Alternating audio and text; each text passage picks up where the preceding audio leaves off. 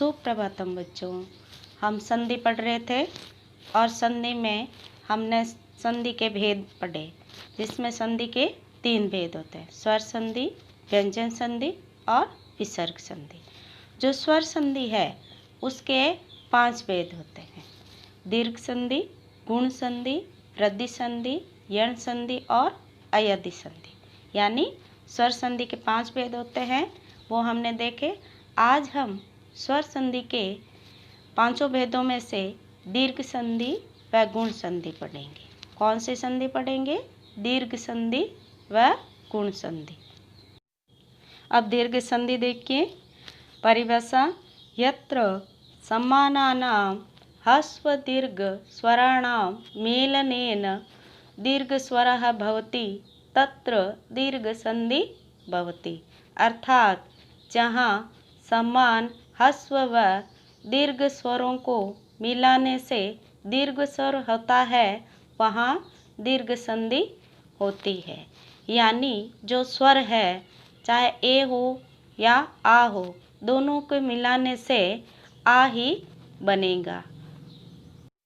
यथा जैसे अ प्लस अ, यानी अ और अ दोनों को मिलाने से आ बना, यानी दीर्घ हो गया। दीर्घ का अर्थ होता है बड़ा।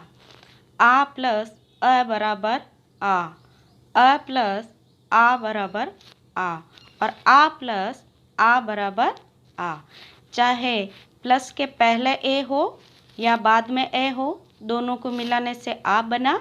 चाहे प्लस के पहले आ हो और बाद में ए हो, दोनों को मिलाने से आ ही बना।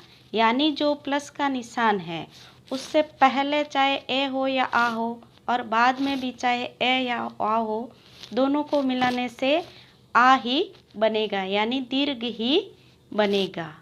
ठीक है। यानी जो स्वर है समान स्वर, यहाँ अ और आ ये दोनों समान स्वर है।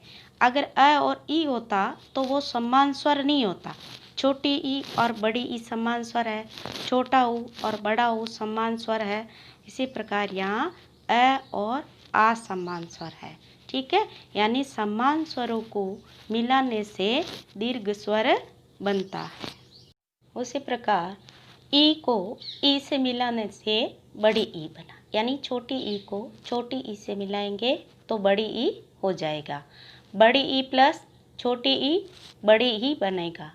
छोटी ई प्लस बड़ी ई बड़ी ई, बड़ी ई प्लस बड़ी ई, यानी दोनों बड़ी ईयों को मिलाएंगे तो भी बड़ी ई ही बनेगा। यानी ये ई जो है वो समान स्वर है, चाहे छोटी हो या बड़ी, तो दोनों मिल करके बड़ी ही होगी। ऊ प्लस ऊ बड़ा ऊ, बड़ा ऊ प्लस छोटा ऊ बराबर बड़ा ऊ, छोटा ऊ प्लस बड़ा ऊ बराबर बड़ा ऊ और बड़ा ऊ प्लस बड़ा ऊ बड़ा ही ऊ होता है। यानी चाहे छोटा ऊ हो या बड़ा ऊ हो, दोनों को मिलाने से बड़ा ऊ ही बनेगा। यही दीर्घ संधि का उदाहरण है। इसी प्रकार री, छोटी री प्लस छोटी री बराबर बड़ी री, बड़ी री प्लस छोटी री बराबर बड़ी री और छोटी री प्लस बड़ी री बराबर बड़ी री और बड़ी री को बड़ी री से मिलाएंगे तो भी क्या बनेगा? बड़ी री ही बनेगा। अब देखिए उदाहरण जैसे योग प्लस आसनम, यानी ये 2 शब्द है, इन शब्दों को अपन को जोड़ना है, यानी इनकी संधि करनी है। जैसे पहला शब्द है योग, ठीक है, इसका अंतिम वर्ण ग है। इस ग में अ है, कौन सा स्वर है? अ है। और फिर है आसनम में पहला वर्ण है आ, यानी अ प्लस आ और अ और आ को मिलाएंगे तो क्या बनेगा? आ ही बनेगा। तो योग में से ग में से ए को अलग किया और इधर जो है आसनम में से आ को लिया। अ और आ दोनों मिलके क्या बन गया? आ बन गया। अब दोनों शब्दों की जगह आ लिखेंगे, यानी योग ग आधा है, इसमें आ मिलाएंगे, योगासनम। क्या शब्द बन गया? योगासनम। अब देखिए परि प्लस इक्षा, परि जो री है उसमें किसकी मात्रा है? ई की, यानी स्वर कौन सा है उसमें? ई। और प्लस के बाद पहला वर्ण कौन सा है? ई, यानी ई प्लस बड़ी ई, दोनों को मिलाने से क्या बना? बड़ी ई ही बना। तो पर र आधा है क्योंकि इससे हमने ई अलग कर लिया है, और इधर इक्शा में जो ई है दोनों मिलके क्या बन गया? बड़ा ई। तो परी र में किसकी मात्रा लगाएंगे? बड़े ई की मात्रा लगाएंगे। तीसरा उदाहरण देखिए, सु प्लस उक्तय। अब है स में किसका स्वर मिला हुआ है? ऊ का, यानी स में किसकी मात्रा लगी है? ऊ की। प्लस के बाद क्या है? ऊ, यानी छोटा ऊ प्लस छोटा ऊ दोनों मिलके बड़ा ऊ बना। तो जो स है, क्योंकि वह उसमें से स्वर निकाला हुआ है, उसमें ऊ की मात्रा लगाएंगे। कौन से ऊ की? बड़े ऊ की। तो क्या शब्द बन गया? सुक्तय। सु बड़ा, सुक्तय। अब है पितृ प्लस ऋणम। जो पितृ है तय किसकी मात्रा लगी है? री की, यानी प्लस के पहले री है और प्लस के बाद री है, दोनों री को मिलाने से बड़ा री बना। तो छोटे री की जगह अब किसकी मात्रा लगेगी? बड़े री की। पितृणम। यह तो दीर्घ संधि के उदाहरण थे। अब हम गुण संधि के उदाहरण देखेंगे। सबसे पहले गुण संधि की परिभाषा। अ या आ के बाद ई, उ, री, हो तो क्रमशः ए, ओ, अर और अल हो जाता है। अर्थात ए या आ के साथ ई या बड़ी ई को मिलाने से ए बन जाता है, यानी उनका गुण बदल जाता है। दीर्घ संधि में हमने देखा कि ए को ए से मिलाओ या आ को आ से मिलाओ या आ को ए से मिलाओ, किसी से मिलाओ उसका दीर्घ हो जाता है। लेकिन यहाँ अगर प्लस के पहले ए या आ है और उसके बाद जो है असमान स्वर, यानी उसके जैसा नहीं अलग स्वर उसमें मिलाते हैं, तो उसका गुण बदल जाता है, यानी उन दोनों स्वरों का गुण बदल जाता है और तीसरा स्वर बन जाता है। जैसे अ या आ प्लस ई या ई दोनों को मिलाया तो अ बन गया, ए। ठीक है। अ या आ और उसके बाद उ या ऊ हो तो ये दोनों मिलके क्या बनेंगे? ओ। अ या आ प्लस री, इनको मिलाने से क्या बना? अर। अ या आ प्लस ली, दोनों को मिलाने से क्या बना? अल।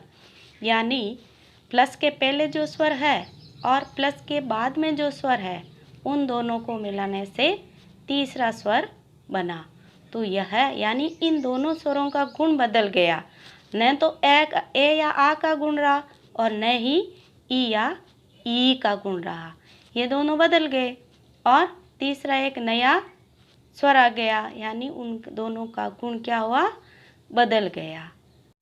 तो हमने देखा कि जो स्वर है प्लस के पहले और प्लस के बाद दोनों स्वरों को मिलाते हैं तो एक नया यानी तीसरा स्वर बनता है। तो ये है इन स्वरों का क्या हो गया?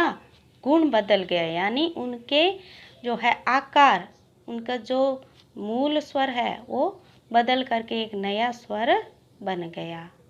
अब उदाहरण देखिए, सुर प्लस इंद्र। अब जो है सुर में र है उसमें कौन सा स्वर है? अ है, और प्लस के बाद इंद्र में ई है, यानी प्लस के पहले ए और प्लस के बाद ई। अगर अ और ई दोनों को मिलाएंगे तो तीसरा स्वर बनेगा ए। ठीक है, यानी सुर प्लस इंद्र, इन दोनों में से र में से ए और इंद्र में से ई दोनों को मिला के एक नया स्वर लेंगे यहाँ ए, जिसकी मात्रा यहाँ सामने लिखी है। तो जो र है अब उस पर हम यह मात्रा लगाएंगे तो क्या बन गया? सुरेंद्र। यहाँ कुछ शब्द दिए गए हैं, इनको आपको अपनी रफ कॉपी में करके अभ्यास करना है। आगे देखिए, पर प्लस उपकार है।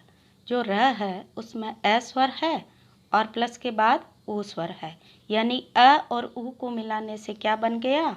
ओ बन गया, उनका गुण बदल गया। तो जो र है हलंत वाला, उसमें किसकी मात्रा लगाएंगे? ओ की मात्रा। तो क्या शब्द बन गया? परोपकारः। आगे देखिए, देव प्लस ऋषि, वह है उसमें अ स्वर है और आगे ऋषि में री स्वर है। अ प्लस री बराबर अर हो गया, यानी जो है अ है देव अर सी, यानी जो वह है उसमें अ मिल गया और र आधा रह गया, और जो र होता है हलंत वाला वह आगे वाले अक्षर के ऊपर लिखा जाता है। अगर र आधा है तो आगे वाले अक्षर के ऊपर लिखा जाएगा। तो क्या शब्द बन गया? देवर्षि। सप्तर्षि, राजर्षि, महर्षि, इनको आपको अभ्यास में करना है, रब कॉपी में। देखिए, तव प्लस त्रिकार है, तो वह है उसमें अस्वर है और आगे लृ है। अगर अ या आ के बाद लृ हो तो वो लृ किस में बदल जाएगा? अल में बदल जाएगा। ठीक है, तो तवल कार शब्द बन गया, ल आधा हो गया। ठीक है, क्या शब्द बना? तवलकार। यह कुछ उदाहरण है, इनको आपको कॉपी में यानी रब कॉपी में भी करना है, यानी इनको करने का अभ्यास करना है, यानी इनका संधि विच्छेद करना है। ठीक है, तो इस प्रकार हमने दीर्घ संधि व गुण संधि पढ़ी। आपको ये नियम याद करना है इसका, यानी किसको मिलाने से क्या बनेगा। अब आज का गृह कार्य देखिए।